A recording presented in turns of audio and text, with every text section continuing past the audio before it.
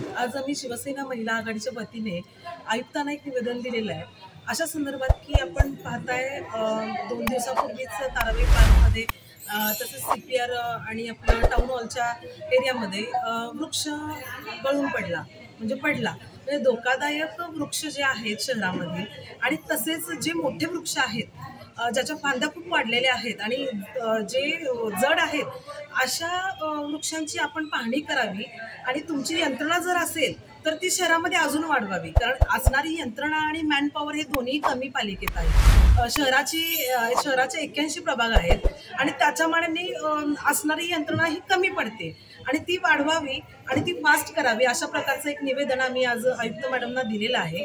तसेच उपनगरामध्ये जे लोक कर भरवायला धोका नको, कारण आपण पाहिलं की 3-4 दिवसापूर्वी 3-4 लोक काल वाचली, कारमध्ये ती होती आणि त्याच्यावरती झाड पडलं. म्हणजे असे धोकादायक वृक्ष हे शहरामध्ये आणि वृक्षगणना मला वाटतं बऱ्याच वर्षापूर्वी केलेली आहे, त्यानंतर झालेली नाही. असे एक 2-3 मुद्दे आज आम्ही मॅडमना बांधलेले आहेत. लवकरात लवकर सकारात्मक त्यांच्याकडून पाठपुरावा करतील असं त्यांनी आम्हाला आश्वासन दिलेलं आहे.